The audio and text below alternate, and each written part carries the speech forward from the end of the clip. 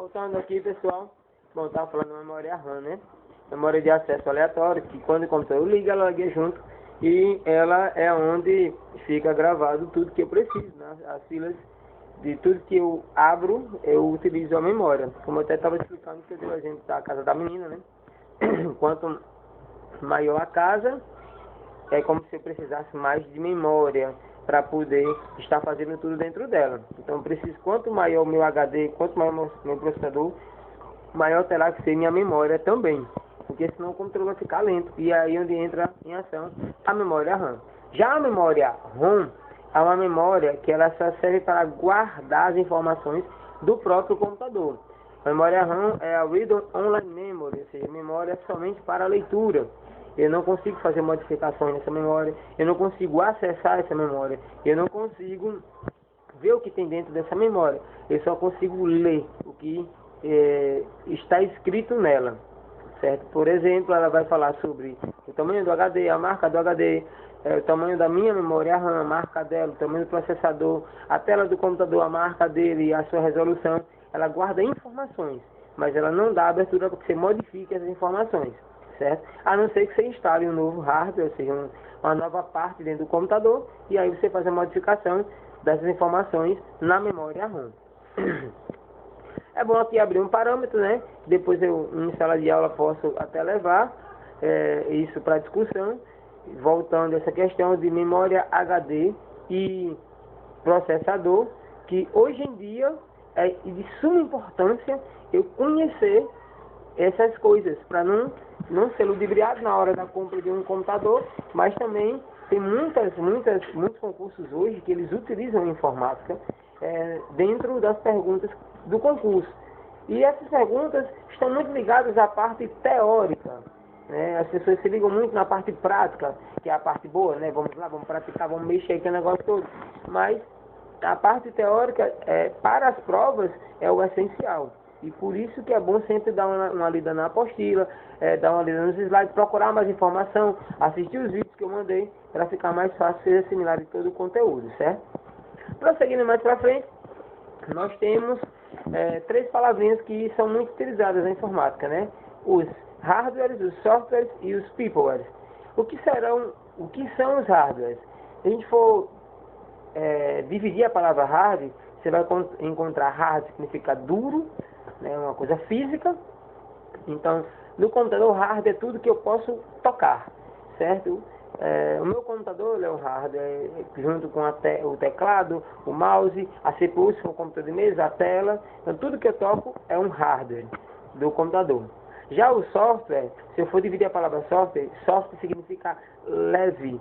Não quer dizer maneiro, mas uma coisa mais leve. Então, software no computador significa a parte lógica dele. Software é como um pensamento, né? Pensamento não, desculpe, sentimento. Um pensamento também, né? Como um sentimento. Eu tenho um sentimento de raiva, mas eu não toco nele. Eu estou alegre, mas eu não toco na minha alegria. Então, software seria isso. Tem os programas, mas eu não consigo tocar nos programas. Eu uso os programas. Como minha raiva eu posso usar, como minha alegria eu posso usar, então nos programas eu uso ele. Então, software é a parte lógica do computador. E people são as pessoas que utilizam computadores de uma empresa, certo? Nessas palavras a gente sempre encontra em provas ou em algum canto. Essas vezes são palavras tão simples de se explicar, mas as pessoas, algumas não têm conhecimento, então é bom dar essa explicação.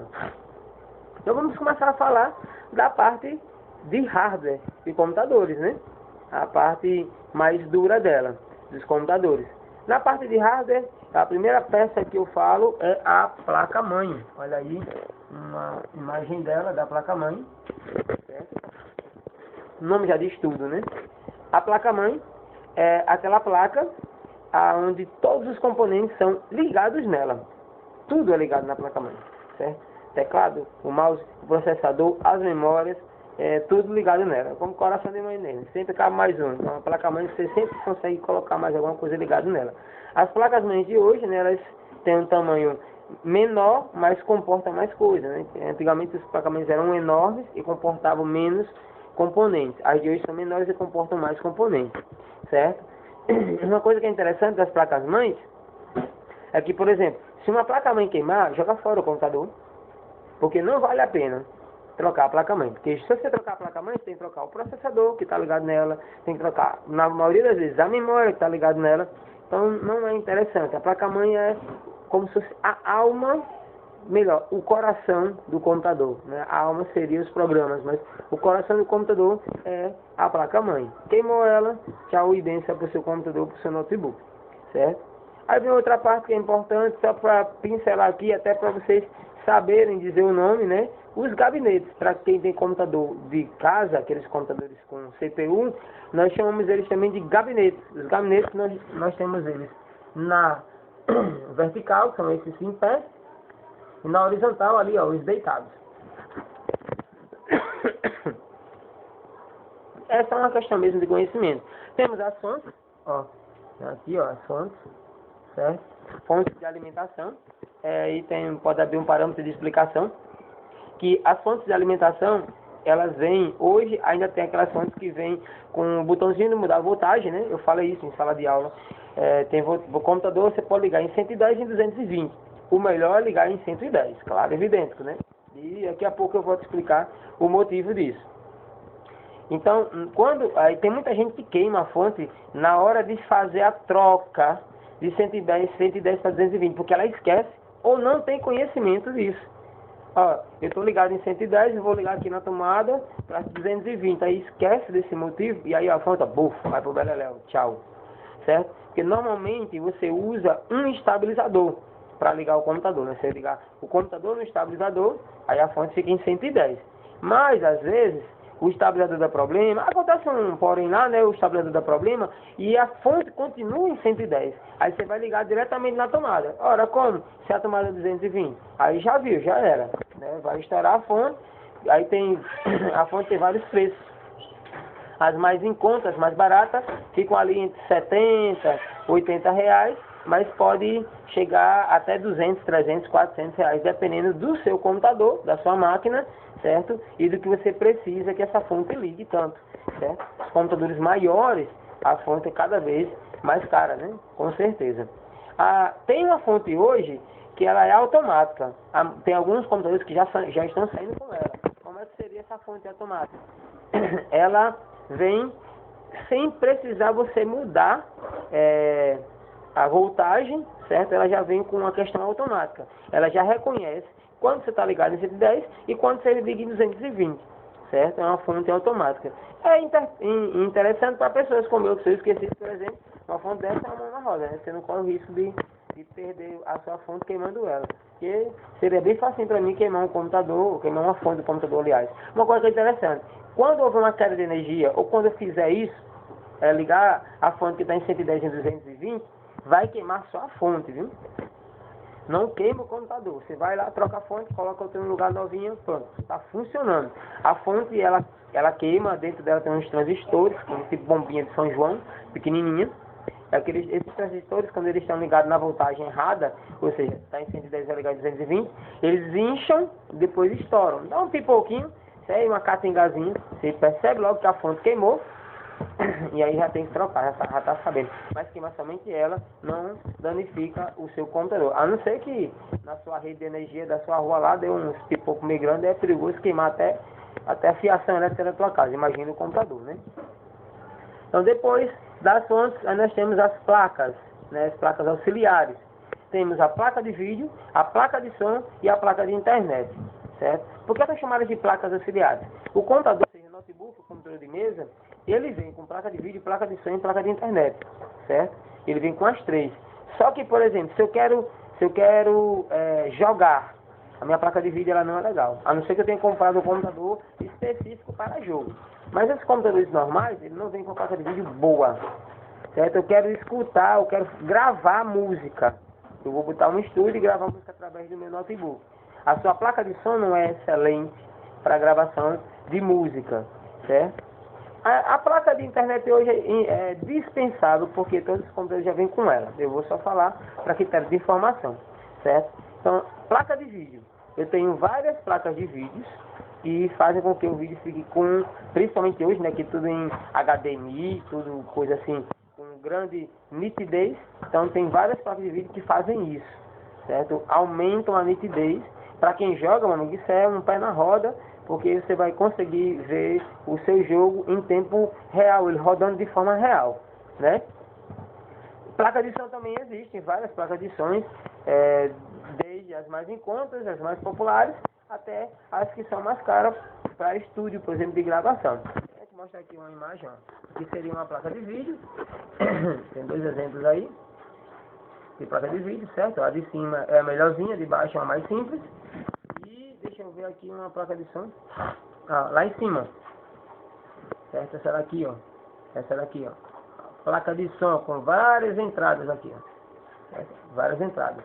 Aqui embaixo eu tenho placa de internet.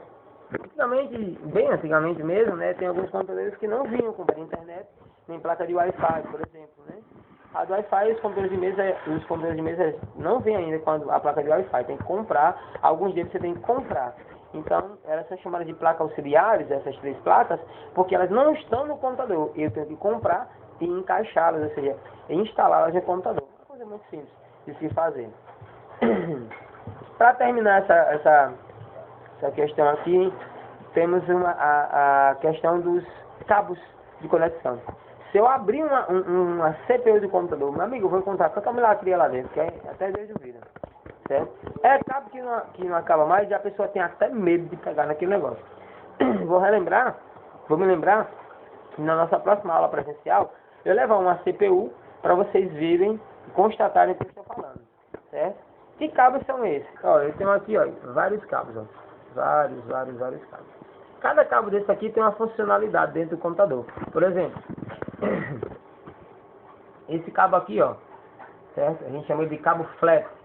Em computadores grandes, os cabos flat, esse aqui é um IDE, é um mais antigo, certo? Eu tenho os HDMI e os IDE.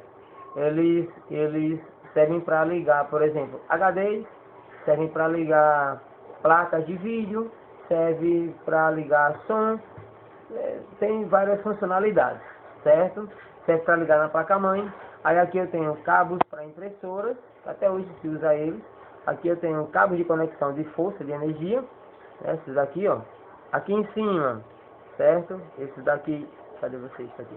Esses daqui de cima também são cabos de conexão de energia. Aí tem os mais antigos, ó. Aqui são cabos antigos de conexão para impressora paralela, que é impressoras antigas. E aqui embaixo são os cabos de energia, que tem que ligar, tudo que está dentro do computador, né, tem que ser ligado na energia. Então são esses aqui, certo? Esses cabos, vocês vão ver, é melhor ver, né? Isso aqui é um negócio mais de melhor ver de pegar.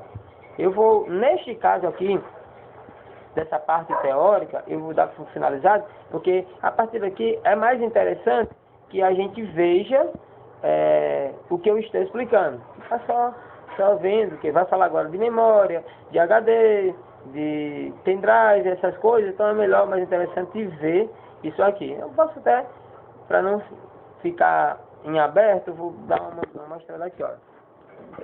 Memórias, ó. Então aqui duas memórias RAM, certo? Duas memórias RAM. A primeira memória mais antiga, essa daqui é uma DDR2, certo? E essa daqui é a mais antiga, é a Corsair, certo? Qual é a diferença? É a tecnologia que é utilizada nelas, que são memórias. Quando tiver aí, a gente vê uma em foco, em loco, melhor dizendo. Aí nós temos os HDs, que também são chamados de discos rígidos, certo? Os HDs de hoje, eles têm tamanhos bem grandes, né? Mas começou com um tamanho pequenininho, 10 MB. Hoje os HDs têm 500 GB, 250 GB, 1 TB, tem HD já de 1 TB.